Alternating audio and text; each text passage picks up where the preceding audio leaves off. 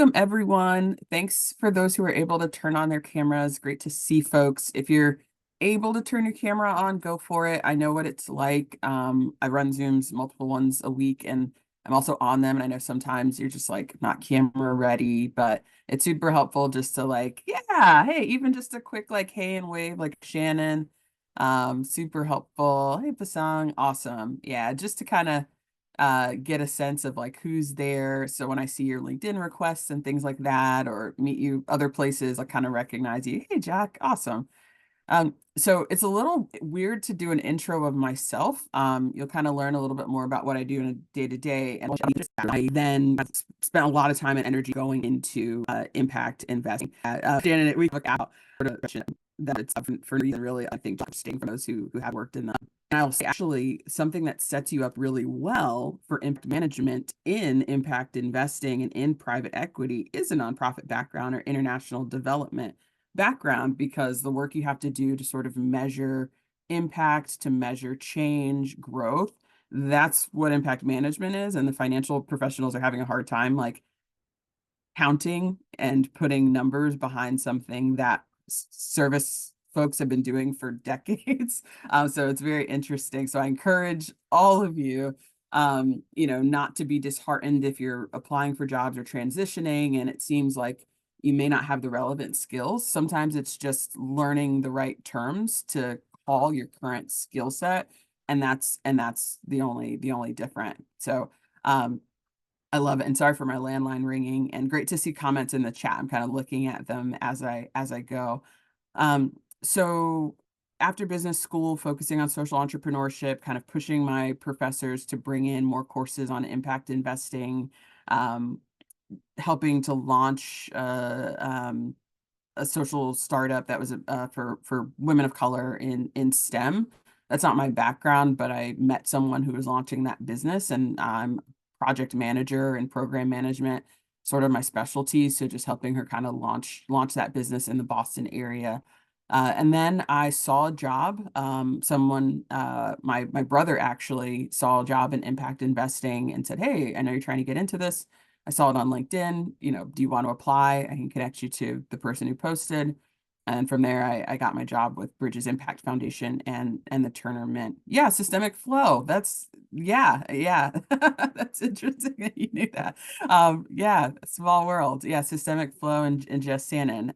We started that up at Brandeis. It was Jess's idea, and I did a bunch of startup challenges, and we spent hours and months together hatching that. And so she's gone on to do some really, really great things with that. I work really closely with her. I love her. Please tell her you saw me. Tell her hi. I was stalking the website this week actually, and so that's why it was like top of mind. Uh, so yeah, so I'm gonna share screen for a bit, but it would also be helpful too before we get into that, if there are things that folks would like to hear or learn about just off the top of your head from my intro, like put those in the chat so I can make sure just to kind of pivot, and we'll have plenty of time for Q&A as well. I want this to be kind of a time for you all to get to be able to ask things and learn things. As Stephen kind of mentioned in the sort of promotion of today's event, I was also an NEIII fellow. I was in the first cohort and have since joined the board. And so I also kind of have the perspective of, kind of being a student or being someone trying to pivot and hustle. So that's a little bit of like the tone I'll take for the call. But if you also just have hard questions, strategic questions, feel free to put those in the chat so I can make sure to cover them. So that's my introduction of self. I got through it. And I'll share a lot more about sort of what I'm currently up to and what the MIINT is, as well as some resources that hopefully you all can take advantage of. So let's get full screen here. Yeah, so it's helpful to explain sort of where I work. The MIINT, the Turner MIINT, is a program. It's not a company. So a lot of times I'll introduce myself and say, I'm with the Turner MIINT, but Turner MIINT is a program. I work for Bridges Impact Foundation, and Bridges Impact Foundation is a nonprofit that comes out of Bridges Fund Management. So Bridges Fund Management in the UK, and I have a slide on that, is a very, very large and well-known private equity impact investing company, one of the first impact organizations in the UK.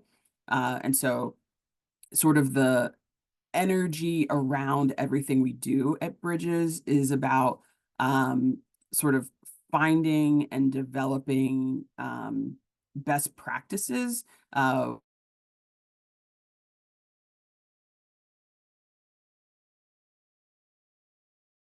The fund, its own investments, but I also just wanted to give that context. So if you see me somewhere and I'm wearing my like Bridges Impact Foundation, it's kind of one and the same. So Turner MIINT is run by Bridges Impact Foundation and Wharton's ESG initiative. So got Wharton, which is the business school at UPenn, and then within that is the ESG initiative.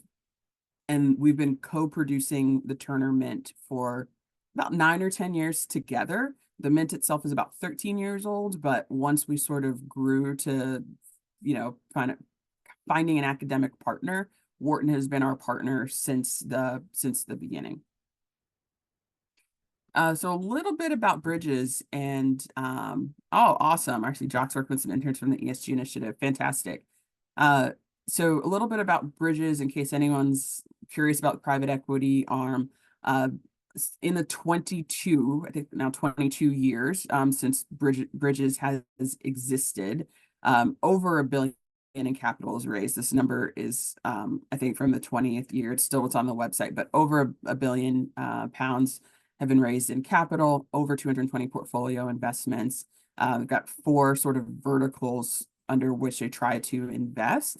Bridges was founded by Sir Ronald Cohen, who's gone on to do a lot of great things, a thought leader in impact investing. He wrote a book maybe 3 years ago and was on like a tour speaking at colleges and doing all sorts of things. So you maybe have crossed paths with him virtually or something like that. But driven by a shared belief that business and investment could play a role in tackling some of our most pressing and social environmental challenges.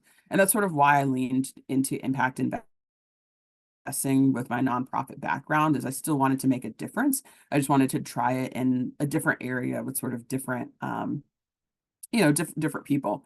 Technically, Bridges is a nonprofit, so I'm still working in nonprofit, but I like this idea of sort of business as a source for solutions. And so, yeah, just that's a little bit about Bridges. Bridges is a B Corp. I have a link at the end of this if you're not sure what B Corp is. Yeah, Lori's fantastic. I was on his podcast once, which was really fun to do. I did it with Brian Trelstad, who's the founder of the Mint. And Michelle Giddens, who's the co-founder of Bridges, sent me Ronald's book. Those who know him closely call him Ronnie, which is so interesting to me because he's got the title of Sir Ronald, but they call him Ronnie. So Bridges UK, and Bridges has a US based office as well as a certified B Corp. I encourage you, if you're an ops working at organizations and looking for organizations whose values might align with yours, to look at B Corp. It's becoming more common for impact funds to get certified. And what that sort of does, trickle down approach, is that the portfolio companies that Bridges invests in also become certified B Corp. So part of a Bridges private equity investment is that you become a B Corp. And so it sort of builds out and sustains your business model by following those sort of steps and guidance and practices. Switching a little bit to Impact Frontiers. This slide that I skipped over adds Impact Frontiers here. Impact Frontiers is part of the Bridges Impact Foundation. So when you hear or see the work that they're doing incredible work. They're my teammates, led by Mike McCrellis.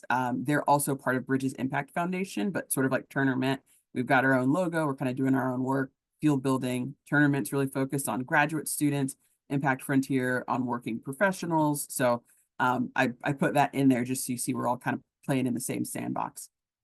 Impact Frontiers, peer learning, market building, collaboration, developing practices and tools that investors can use. This group stemmed out of a global project called the Impact Management Project, which Bridges led.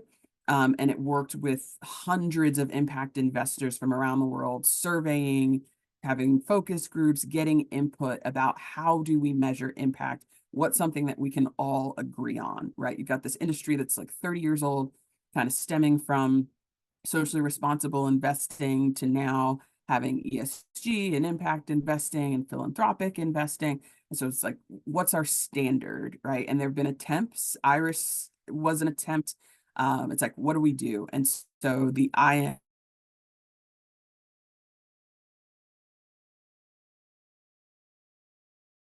used now. Uh, the group again was really, really committed to sunsetting the P in project. They were very serious about it. So they decided to end the project once they'd done all the research, and then Impact Frontiers might kind of carried on and is continuing that research around impact measurement and sort of tools that everyone can use. So the projects here that you can see, they've actually done these already. But partnerships with groups like Bluemark, Rockefeller, Tipping Point Fund, Impact Capital Managers, just to, again, it's really important for us at Bridges that we do things in collaboration.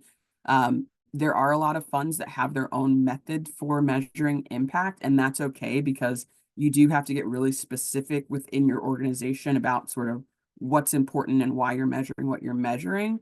But it's super helpful to have standards across all asset classes and across all industries for the sake of sort of making impact investing more credible, reliable. So what are impact investments? I think everyone in the room kind of agrees, but it's always helpful just to kind of come back to this definition by the GIN. That's kind of everyone's kind of agreed upon standard. So impact investments are investments made into companies and organizations with the intention to generate measurable social and environmental impact alongside financial return. We talk a lot about it being in lockstep. So impact as well as financial return in lockstep, meaning that neither is more important than the other. They're both important to the success. Yeah, and I'll just kind of leave it at that. There's also, it should be understood that any investment, every investment has impact. So specializing in sort of the intention to generate sort of good, but we also are aware that every investment has impact. I'm moving kind of quick because I just want to cover some of the sort of background, but I also want to make sure there's time to just talk to you all. So again, if you have questions or topics or things that you're like, yeah, I really want to talk about something different, just put those in the chat. I really, really like the spectrum of capital. It was published by Bridges, but it's like public knowledge. There's the sources at the bottom of this slide. But this kind of helps me as I keep in mind and as I'm, crossing paths with different folks in the industry, sort of how we get to impact investing and how it's different than maybe some other things. So traditional investing, sort of your typical sort of banking investments, venture capital or private equity that's not impact focused, finance only, right? The goal is financial returns for the stakeholders and shareholders, no consideration on social or environmental effects. It's just not part of their business model. It's not something they're tracking. It's just not really that important. So fiduciary investments. The opposite end of that on the spectrum of capital is philanthropists, impact only. So I talked a lot about sort of my background in nonprofit, pure impact, no consideration for financial returns. Their goal is to raise money and spend money, right? To put that money into communities, into programs, into trainings, raise it and spend it, not trying to generate profit, but raising enough so that you can continue to make an impact. So their stakeholders, shareholders, board members are not worried with what we call financial returns, like profit. They are responsible for raising funds, and money is important in these industries, but it's not the primary focus of the organization. Then you've got responsible investing, which is a step in from finance only. These are the organizations that are screening out risks and negative environmental externalities. So if you think about a lot of retirement funds like that have a lot of assets that are trying to screen out the negative, but it's not a primary focus. If any of you are working with IEN, this is sort of the level where IEN starts to, International Endowments Network, where they start to intervene and say, hey, you've got a lot of resources. Let us help you sort of make better decisions with those. Building on the, step in from philanthropy, you've got impact first focus organizations where there sometimes is a trade-off. So I talked about impact investing being lockstep. So we're looking for impact and financial returns that move together. Here with impact first, if impact goes high and financial returns go low, these groups are willing to make that trade-off. They're sort of built and designed around the ability to do that.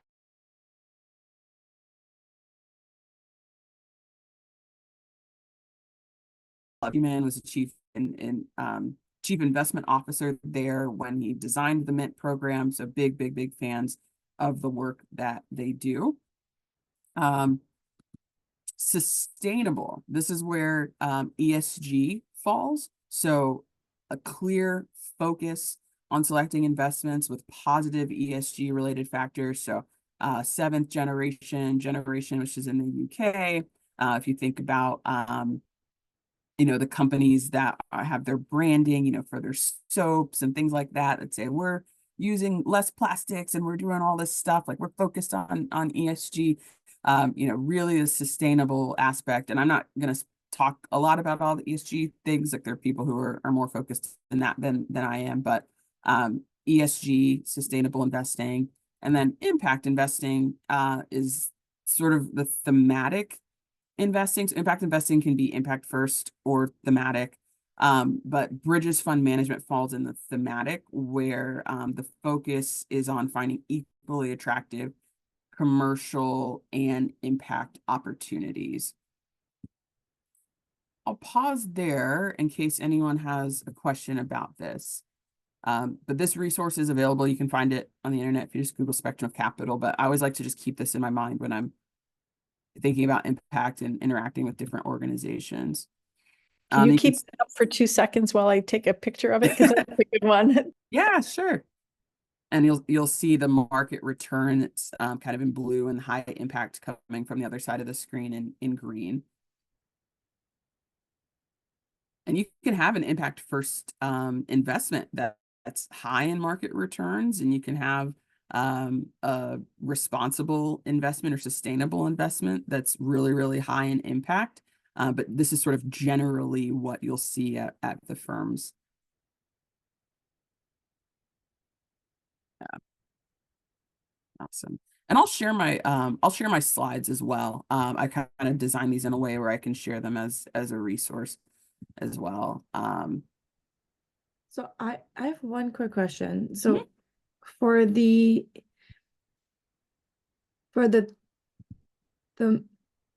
okay, yeah, this is very interesting because in my head I'm like, okay, impact investing, in my head I'm thinking returns is also still is important, but in that graph, I mean in that table chart, in that table, you had thematic really as the only one that is an impact investing. Yes, sorry. So let me rephrase it. So the impact first are still impact returns. But the impact investing piece, the investment part becomes a little bit more of a trade-off in that they're not as focused on. So if you invest $1 at an impact first fund, if you don't get $1 back, it's often not that big of a deal. So that's sort of the idea, is that for an impact investor, it's important to get that dollar back so that there's impact and you're getting a return on your money. For the impact first, if you get 90 cents back on the dollar, that can still be 100% win for your organization. Yeah, is that helpful? Yeah, that's helpful. Yeah, because I also hadn't really been thinking about thematic in that sense. Yeah, so very interesting. Okay, thank you. Yeah, awesome. All right. Sorry. Whoops. Question for me, Adwoa. Just around, I'm sorry. You're clicking all sorts of stuff on my screen here. Don't mind me. Just around the idea of catalytic investing and kind of the longer term, more patient investors. Is that more so? I mean, I guess there could be the thought that there are returns available kind of in the longer term, if you're thinking 8, 9, 10, maybe even 10 plus years down the line. But it truly is impact. So would that maybe go in the thematic side, or how does catalytic investing fit within this spectrum of capital? Yeah, catalytic would probably be more impact first. And you can see to the earlier question, this slide does a better job. It actually says impact investing over both here.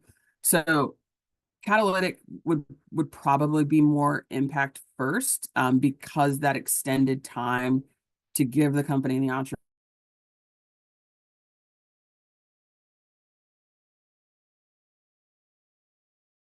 often an understanding about some of the challenges that an entrepreneur or founder might face. So catalytic typically would still be impact investing, what I consider like more creative solutions in impact investing. But still, yeah, could be considered impact investing. Yeah. And also, like, this is not to say that there can't be impact made, right? Going back to that definition from Jin, sustainable investments have impact. Even fiduciary investments have impact, but we wouldn't consider them impact investing because it's not that's not sort of baked into the DNA of what the company is trying to do. So all investments have impact. And then I just had a quick question on the Impact Frontiers program that you talked about. So is that something that individuals can get involved in, or is it typically something that organizations are kind of? Both and I've got a slide on sort of how individuals can do it. But both and they've got trainings for companies. Companies will come in and sort of do cohorts over the course of a couple months. But also individuals have access to free resources on the Impact Frontiers website. So I'll go to Turner MIINT next. Actually, I'm going to do something that's really annoying for you all, but I'm going to toggle ahead and then come back. So the answer to your question, so free trainings from Impact Frontiers, if you go to their website, online curriculum, kind of highlighted like the Learn by Doing tab. You pull that down and you can see this website here. Videos, readings, articles, lots of things. So again, that sort of idea of bridges is we want to share what we're learning, field building, capacity building. So you can go to Impact Frontiers website and spend several hours going through the resources that they have there for free. Awesome. All right, so a little bit about the Turner MIINT. So Turner MIINT is an experiential learning program for graduate students. You don't have to be a business school student, but graduate student. Most of our participants are graduate or business students, but over the years, we have a lot of masters of various things, finance, MPPs, MPAs, PhDs. We're even seeing some JDs and MDs participate. This is just sort of a smattering of our participating schools this year. We have about 40 schools who are part of the MIINT program, the MIINT network, from around the globe. It's an invite-only program, but every year we're kind of growing and adding new schools. Have been having a couple of meetings with a school in Argentina, and they're planning to join next academic year, as well as a school in Tunisia.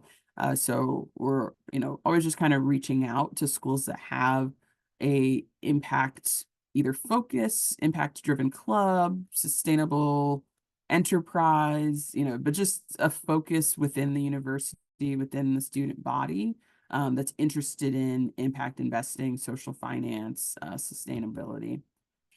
Our goal, again, in line is sort of what Bridges does, but our goal is to train the next generation of impact investors to think like an impact investor. And we do this through the hands-on learning experience. And so our 6-month program walks students through sourcing diligence, presenting to an investment committee.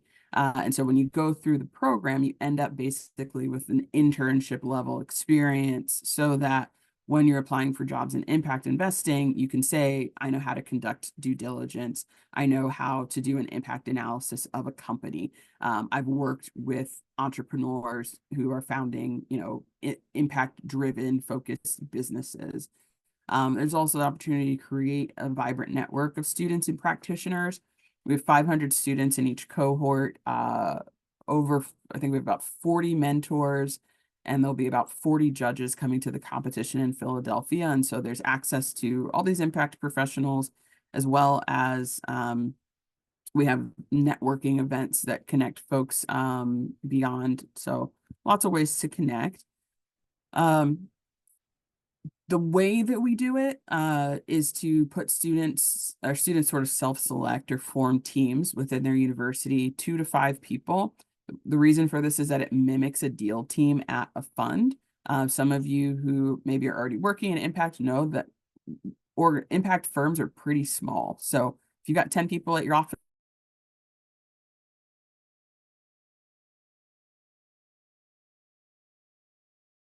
on staff, a lot have a team of 5. And so when you're looking for jobs and you're wondering why you're not seeing them, it's that they're made of small teams. And so it's sort of like one person's got to leave for a spot to become open. So I say, continue to build your network, stay focused, but yeah, teams of 2 to 5. And they go through, I think we're now up to 9 online training modules with 2 sort of optional deeper dives in impact management. And then there's sort of deliverables and assignments that you have to do. And so we call this a program. It's different than a typical pitch competition. It lasts 6 months because there are asynchronous and synchronous teaching opportunities. There's workshops, like there's a lot that's involved. And a lot of times folks, sign on thinking it's a regular pitch competition and then realize like, oh, whoops, this is a little, a little different. So the program culminates with an investment committee opportunity where one team from each school presents the company that they've found. So they're finding a real company that exists that's, wanting to create and generate impact. So it's not a theoretical company, and it's not a company that they're building. It's a company that exists in the world. And they're finding that company. We call that sourcing. Again, that what we talked about earlier about like just language. So sourcing is the process of finding companies that match your investment thesis. Your investment thesis is your strategy on how you think your investment can sort of bring change in the world, right? So similar to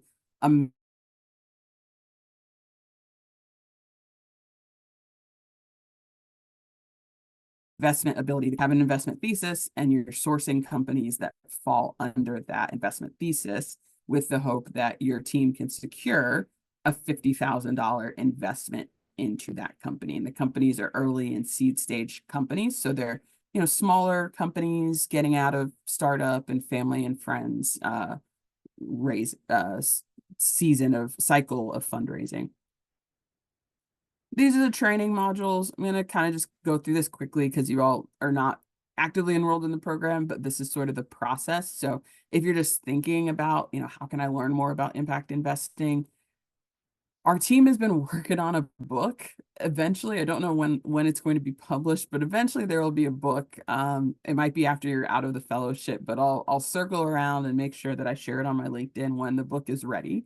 But our process is to go through an introduction to impact investing. So sort of that spectrum of capital slide that you saw, like we, have facilitators who take 45 minutes to talk about, what is impact investing. We have our curriculum team has faculty and practitioners. The faculty come from Harvard Business School, Kellogg's Business School, US Wharton, obviously, and then we have someone right now from Berkeley as well. So we go through an introduction to impact investing, an introduction to impact measurement and management. We work with Impact Frontiers now. They lead that workshop. And then avoiding bias in sourcing. That's something that we brought into the curriculum about 3 years ago, is like, hey, people who make investments have to be mindful of the bias that they're bringing into this process, right? Like we know the statistics about how underfunded women are, how underfunded people of color are. And there's data about these things, like women who are leading companies are often asked questions sort of where they have to demonstrate or prove their ability to lead, whereas men who are founding companies are more often asked questions about what they see as future aspirations for the company. So even the questions that they are asked are different. And so we brought in this chapter to talk about that bias and sort of what our student teams can do to be aware of their own bias. Like, who did you pick to be on your team? Is your team made of only people who look like you, who have the same background as you? Is your team diverse? And then what kinds of questions are you asking entrepreneurs when you're trying to learn about their business or what their success rate has been or what their future prospects will be? We're in the process of working on our curriculum to also bring in some diversity and racial equity components as well. So hopefully by next academic year, that will be in place. And kind of building on an investment thesis and strategy, we talked a little bit about that. And then sourcing early stage impact investments. Again, that's the whole finding the company you're going to work with. And then due diligence. Due diligence is really just the process of asking good questions. It's research. It's asking questions of the company. It's looking at similar companies to see who's been successful, who's not. It's just looking under the hood, kicking the tires. If you are a naturally inquisitive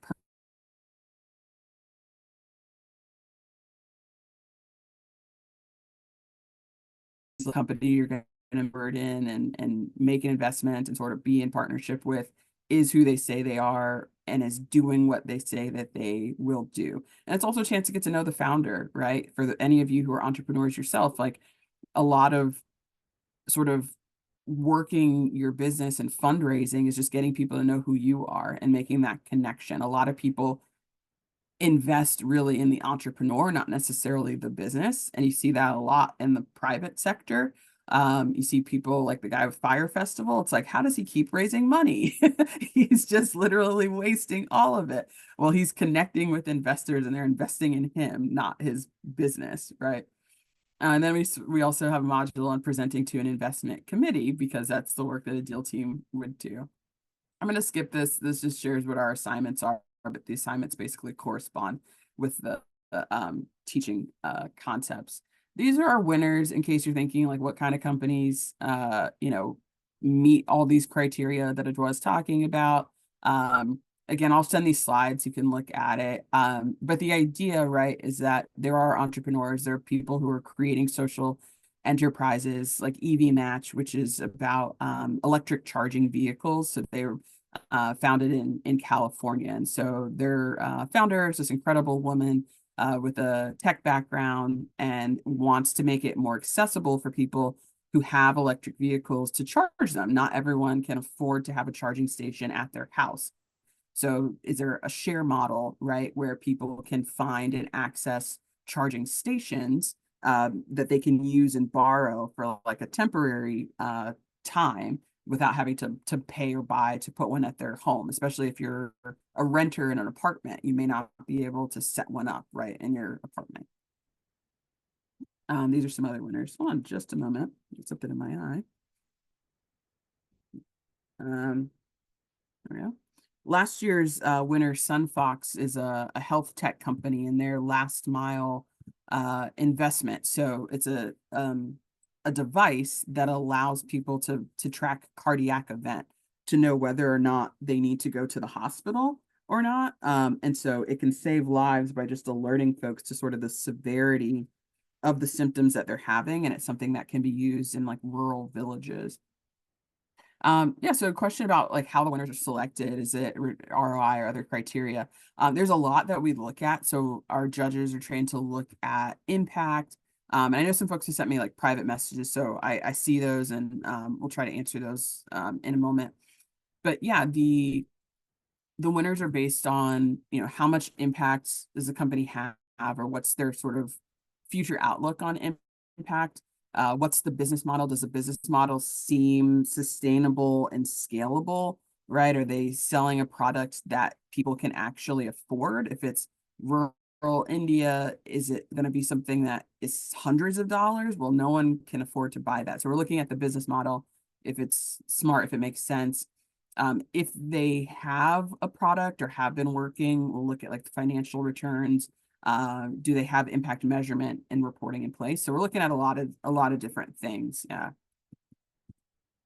All right. And I'm kind of transitioning now out of the mint aspect. And I know Stephen wanted to make sure that there's time to, yeah, making sure that they're just viable plans. Again, like interacting with either students or you all in different forms is just helping entrepreneurs just really consider, they're doing all this work to build a business, which is really, really hard. And especially if they want a business that has impact, like it might be, just naturally occurring, but can they measure that? Can they help demonstrate to funders that there's impact? And so I'm transitioning away from the mint into just trainings and resources and other things that you all can kind of dig into and dive into. And Stephen, feel free to just call if you want us to pivot into like Q&A or breakout rooms soon. I just got like 2 more minutes of slides, but feel free to call that if you'd like. So Impact Frontiers, definitely recommend visiting their site and just exploring their impact measurement work. ICM, if you're looking for companies that you can work at, this is one of my favorite places to go and hang out. Impact Capital Managers is an association of member firms, member funds that are impact investors. So you've got small impact investing funds in the US, Canada, and UK. You've got large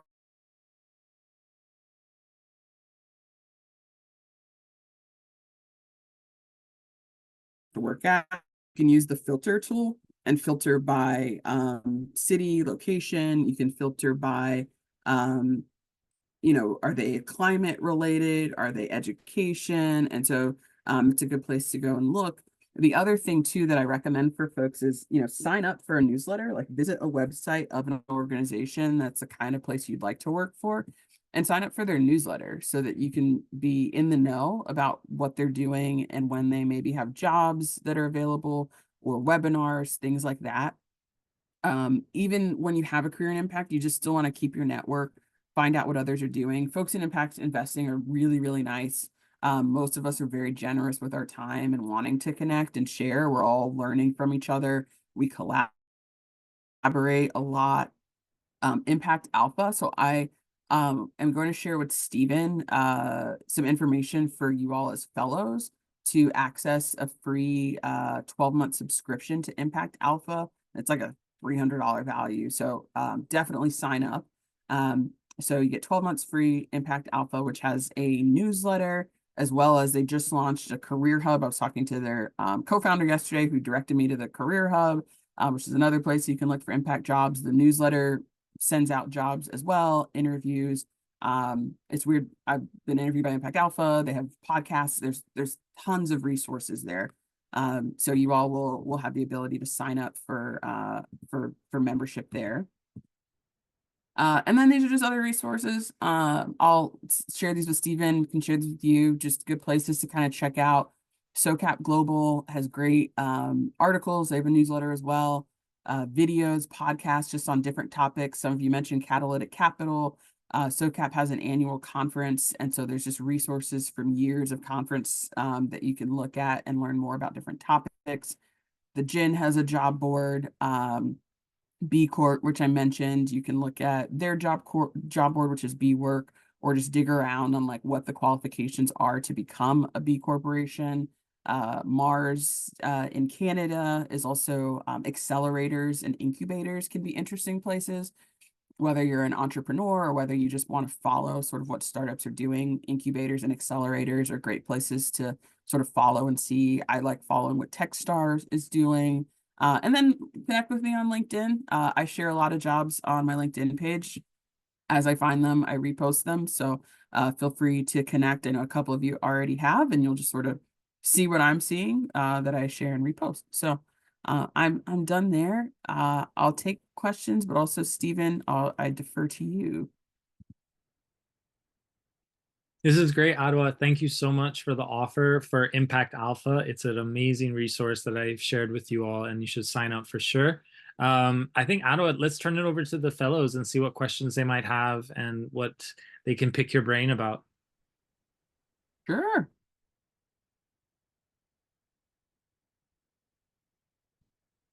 I'll say, I don't know if Amar's still on the call, but yeah, if I don't get to your question today, just send me an email and we can talk more about the the question that you asked.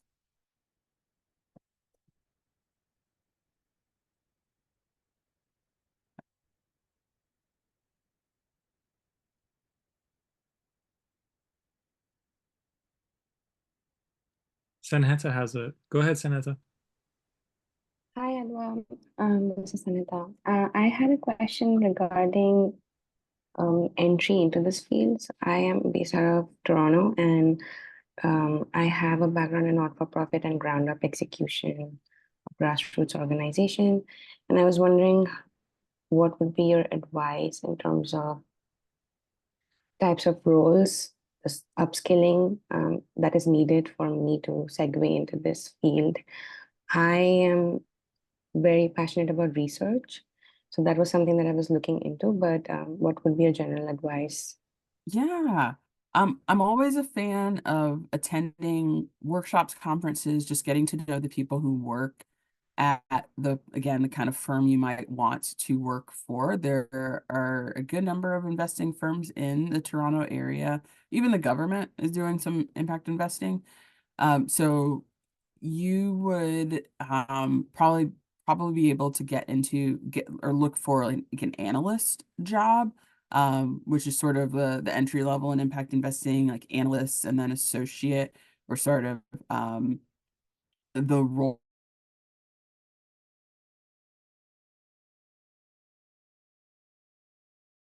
considering impact management. Like every firm needs an impact expert. And so spending some time on Impact Frontier's website and just sort of seeing what impact measurement looks like, you can sort of beef up your skills and sort of present yourself as someone who's able to track and measure impact. So there are also some certifications. I'm trying to stay away from like things you have to pay for. So there are some certifications online that you can pay for, but there are also sort of open source learnings that you can do. And I'm forgetting the platform now. I might have to email Stephen later. Let's see if I can find it. It's Coursera. Yeah. Coursera has a good amount of free trainings. Kathy Clark's course on Coursera is top notch. Top notch. It was designed around the UN Sustainable Development Goals, but is more meaty than the title leads on. And I had lunch with her and she told me about it, because at first I was like, Kathy, what's this really about? But that is worth doing. You can do it for free, or for I think like $50, get the certificate that comes along with it. So there's more, and we can chat, but yeah, I think it can be intimidating because it seems like you have to learn a bunch of financial stuff, and granted you do have to have like some financial acumen, but you can also come in from the impact side, which is like more heavy on research. You can also get into like ESG positions, and kind of go that way with sort of research analysts. Even Jen has like a researcher position, so you can enter that way. Yeah, I'll try to go through a few more questions. I see Shannon, go ahead. Hi, sorry I'm on the go a little bit. It's a pleasure to connect with you, Adwoa, and I definitely would like to have that coffee side chat or virtual coffee chat around nonprofit professionals. I guess I have more of a tech-related question. I also, I also will talk to you later, I guess, maybe about nonprofit professionals. I work in international development currently. I'm implementing a USAID funded project. So I think my question is more so around how it's been several years I've been trying to transition to impact investing. I did pay for a certificate program. I'm one of those people. I find great value in any III, this fellowship, Yep. and just the opportunity to engage directly with professionals like you. In terms of my question, I've started to study like blockchain technology, decentralized finance, AI. Is there, and even USAID, for example, is starting to embrace it a bit. There's been like some primers that have been published. There's been some pilots of using blockchain technology to increase access to increase transparency and access to finances. So I'm wondering if there is some talk of decentralized finance and impact investing, particularly the use of blockchain, and may there be do you perceive there will be opportunities there professionally, in terms of DeFi? Yeah, I'll say that the answer is yes, there will be opportunities. They will probably be at the larger firms. The larger global focus firms will probably take advantage of those. The smaller funds are a little apprehensive to those because it becomes like very hands off. So not because of the lack of transparency, or like not Okay. because of the transparency, but just the hands off nature of it, when deal teams are used to kind of being the ones to go in, do the diligence, talk to the entrepreneur. And so there will probably be a little bit slower uptake and adoption of those just because the learning curve might be high. So I think, yes, if that's something you're interested in, like, continue to pursue that. But it might just mean like working at a larger company and not a, 5-person, office. Or you might focus, we've got a Mint alum who's working in like, space engineering. Like that's the kind of impact investing that he's doing. And so there are folks that focus on like really, really specific areas of technology and things like that as like content deal experts. So if that becomes an area you're interested in, or you have training or background in, you can definitely pursue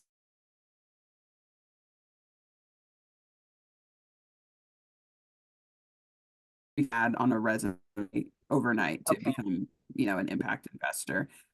If you connect with me, there's someone, I can't remember her name off the top of my head, but she and I crossed paths while she was sort of trying to get her feet into impact investing as a nonprofit professional. She ended up I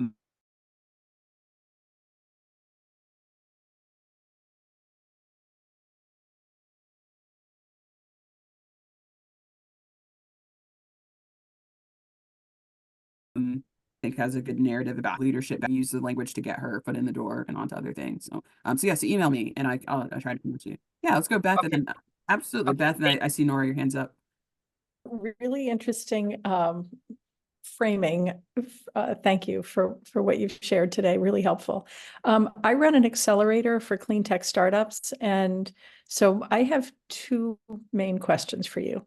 One is, I would love to be able to give my startups some instructions that say, here's how to prepare for those conversations with impact investors. So coming at it from the other side.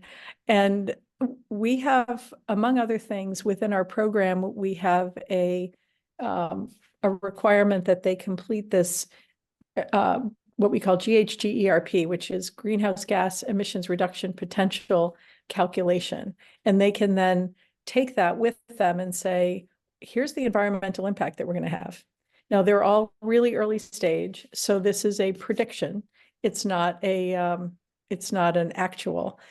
But I'm wondering if maybe a combination of key metrics like that would be things that on the impact side would really, kind of help them to rise up above the rest. So that's my first question. And then I'll just throw in the second one, which is, who in your network is working with clean tech startups at this pre-seed and seed stage? Because we want some new people to work with. Yeah. And to have as part of our expanded programming. I would say start with the ICM page and fiddle around there. And then if there's a group that stands out to you, let me know and I'll see if I know someone who works there. It would probably be the easiest way to back into that, because there's so many folks working in climate tech with different like nuances that I wouldn't know who exactly is the best match. But would you be able to put that link in the chat, please? Or maybe somebody just did. Yeah, I think Stephen, here, I'll repost it. Stephen put the general Thank ICM you. one. Stephen's really on it with all these links. Yeah, and I think I've got the members one. And then I Impact also Capital Managers, is that the one? yes. Oh, And then I okay, also great. Thank put you. 60 decibels. So 60 decibels does impact reporting, and they do it Okay, with and for great. nonprofits. So we have company in our investment portfolio that Acumen co-invested in, and they use 60 decibels for their impact Awesome. reporting. So it could be a place where you can just find examples of like impact reporting, and just even sharing that with your, founders as something to aspire to. Exactly.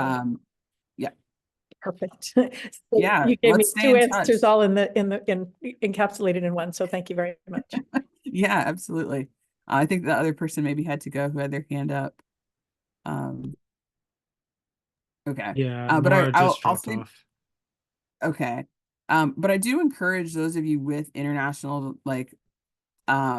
international development backgrounds for sure to pursue, if you're interested, to pursue impact investing, because just a lot of your training, a lot of your awareness about how to interact with different stakeholder groups, like how to talk about people, talk to people, how to survey people, how to track and measure different data, like it's not from like making deals or running a business, but it's still super, super relevant information that a lot of people who maybe have traditional finance are having to learn. And I don't consider that a soft skill. Some people might say it's a soft skill. I don't. So a lot of what you're doing in international development is transferable. And I see your hand, Leah. I've got a friend who did her MBA with me, and also has a master's in sustainable international development. She was a Peace Corps alum, and she's working now with a co-op model with healthcare systems. And I send her impact investment jobs all the time. I sent her one yesterday for someone I know who was involved with Mint and then went on to launch her own business at Techstar, which is doing like employee ownership model. And I told my friend, I was like, your skills are very transferable. Like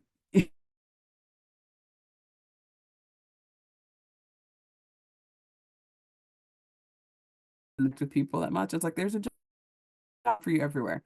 If you have marketing, comm skills, we need that in impact investing firms too. We need HR people. Leah, I'll take your question. I know we're close to time. Thanks so much for all of this. But I just had one quick question if you do have time. Just Yeah. you used to be a fellow as well. So just kind of curious on any advice for us in terms of like things to take advantage of, or just anything you found especially helpful from the fellowship. Yeah. I sat in on everything and I networked with everyone. So from Lori Lane all the way down to like if there was a guest speaker talking about something, I was in their LinkedIn messaging them and thanking them for being a part of it. Because even just following those people, they're going to share the things that they're connected to. Connecting with the other fellows, because you don't really know what they're going to get into and where they're going to go and what kind of jobs they could have. There was a fellow in my cohort who I was in touch with, and she was interested in similar things. Her firm was hiring a couple years, and I was able to like share that with people in my network. So definitely connecting, staying in touch with the fellows, reaching out. You can also use your opportunity as a fellow to maybe introduce yourself to other people who aren't necessarily guest speakers. You can invite people to be guest speakers if there's someone that Steven hasn't reached out to and you're like, ooh, I'd really like to hear from them. You say, hey, like I'm an NAIII fellow, like we run this cohort. We're looking for folks to come and talk to our students, our fellows who are learning.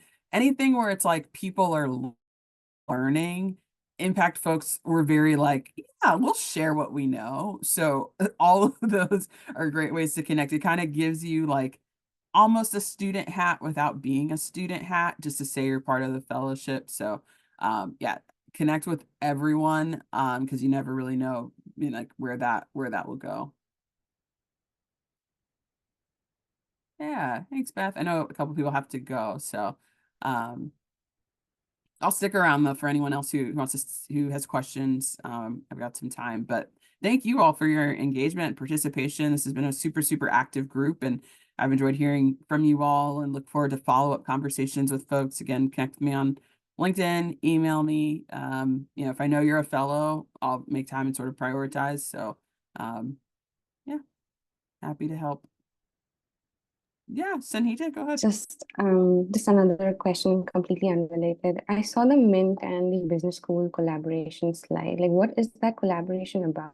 Because I am an MBA graduate from one of the schools that was on there. Mhm. And if I can leverage that by any chance? Yeah. So what I would probably do But if you're an alum, I'm already a graduate. yeah, I'm an alum. if you're an alum, what I might do is connect you with, and the leadership has changed from that school. So the person who was running Mint for 5 or 6 years is no longer there. I would probably connect you with that person though, more than the new person, because they're still like figuring things out. But just being able to say like, hey, I'm an alum and I'm still interested in impact investing. Do you have time for a 20-minute chat? Or, are there any resources or job boards, for alums who, thanks everyone, who, want to get in? I think even just asking that question, saying you're an alum, will kind of catch their attention, even if you didn't necessarily participate in the Mint, but saying, impact investing, ESG, they'll share what they know. So whether it's links, articles, connecting you with someone by name, or having, that 20-minute kind of coffee chat, that I think, they'll happy to do. Thank you. Yeah, absolutely. Absolutely. Thank you so much, Adwoa. That was really Yeah, you're welcome. I have a All quick right. question, I guess, in just in general, outside of the question that I had. I already emailed you the question that we discussed, so we should be good there. But I was wondering, if your school isn't a part of the program, I don't know. I have to get into grad school still, and I'll find out in like 2 weeks. But if I do get into grad school, theoretically, I'd be going for international development. So if those schools aren't a part of the program because they're not MBAs, does that matter at all, I guess, as well? Email me when you get into grad school. Yeah, not really. So LSE, London School of Economics, they're all master's students. There's no MBAs there. NYU, technically there's some students from Stern School of Business, but most of the students who go through the program are at the Wagner School doing public policy and public administration. Wharton, they run this program with us. The